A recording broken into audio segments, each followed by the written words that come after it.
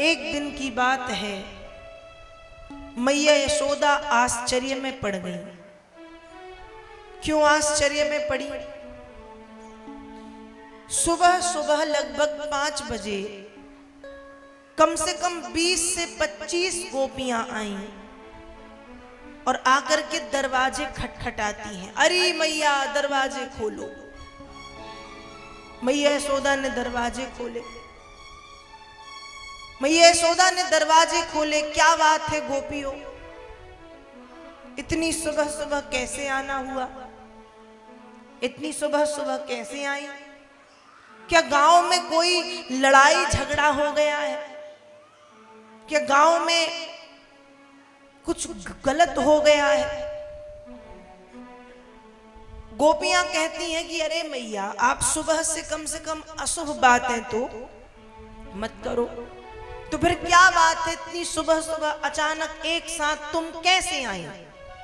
मैया कह रही हैं, गोपियां कहती हैं मैया आज तुम्हारा लाला, आज हमारा कन्हैया। मैया फिर बोलती हैं कि क्या कर दिया कृष्ण ने? वो तो मेरे पास सो रहा है, तुम देख सकती हो। गोपियां फिर कहती हैं कि मैया एक बार पूरी बात सुन लो। मैया ने कहा बताओ। गोपियां कहती हैं कि आज कृष्ण 1 वर्ष का हो गया है, आज कृष्ण का जन्मदिन है और आज वही नक्षत्र है रोहिणी नक्षत्र, जिस नक्षत्र में कृष्ण ने जन्म लिया था। मैया कहती हैं अरे आज तो लाला ने करवट भी बदला है। प्रथम जन्म दिवस पड़ने पर जब ये तीन चीजें एक साथ हों, जन्मदिन हो, नक्षत्र भी वही हो और बालक करवट बदल ले या बालिका, तो ज्योतिष शास्त्र के सिद्धांत कहते हैं कि वह बालक धीर, वीर, बहादुर, धनवान, ऐश्वर्यवान, कीर्तिवान, गुणवान होता है।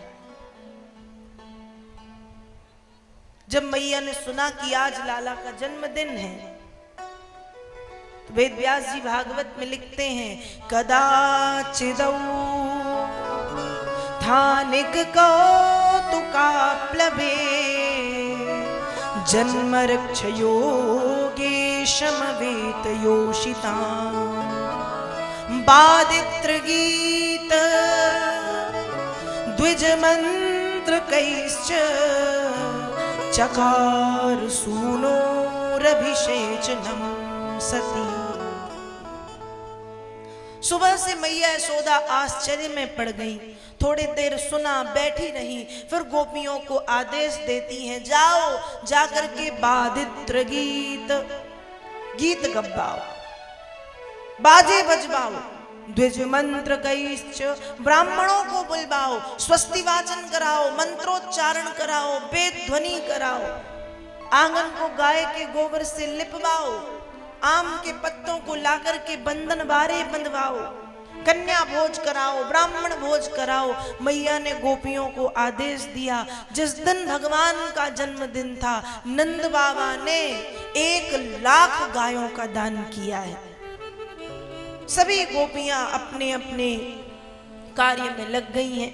कोई आंगन लीपती है, कोई बंधन बारे ला करके लगाती है, कोई रंगोली डाल रही है, कोई भोजन पका रही है, कोई कन्याओं को न्योत करके ला के कन्या भोजन कराती है, कोई ब्राह्मण भोज कराती है। यहाँ मैया यशोदा ने भी अन्नदान, वस्त्रदान, द्रव्यदान, नंद बाबा ने गौदान कराया और फिर मैया ने कन्हैया को स्नान कराया, अभिषेक कराया।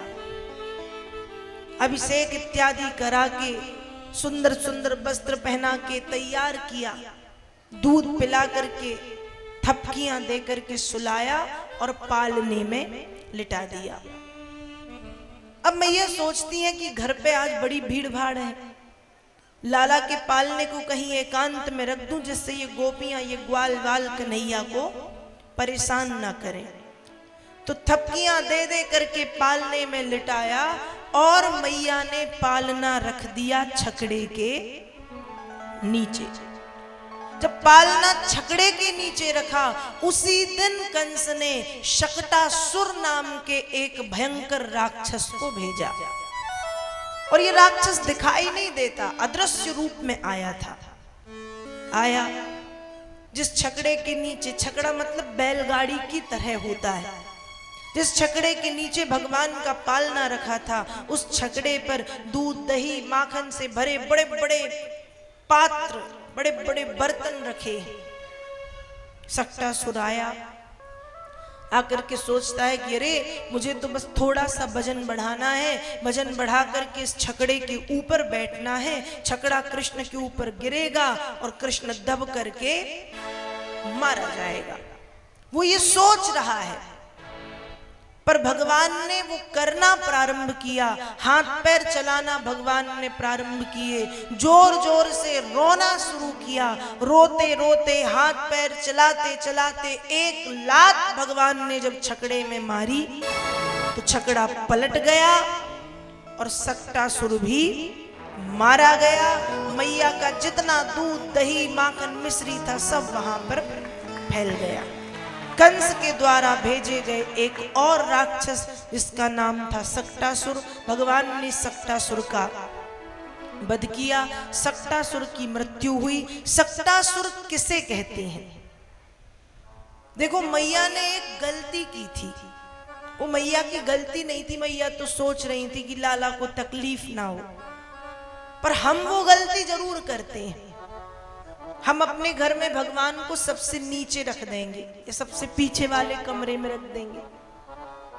अब मान लो सक्टासुर आया, भगवान आगे बैठे रहेंगे आगे वाले कमरे में, तो बाहर भगवान बैठे हैं, भगवान उसको देखेंगे और देखते ही कह देंगे कि भैया तू जा, तेरा इस घर में कोई काम नहीं है। अब भगवान को रख दिया पीछे, जब पीछे रख दिया सक्टासुर पूरे घर में प्रवेश कर गया।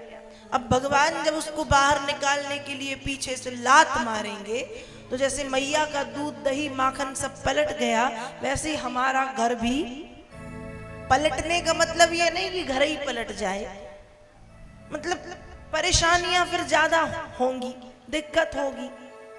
इसलिए अच्छा यह है कि हम भगवान को अपने सबसे जो पहला वाला कमरा है आगे प्रभु को स्थान दें, कि जब सक्टासुर जैसी बाधाएं हमारे घर में प्रवेश करें तो वे प्रवेश ही ना कर पाए और भगवान उन्हें बाहर निकाल दें, क्योंकि ये सक्टासुर रूपी संकट सभी के जीवन में आते हैं।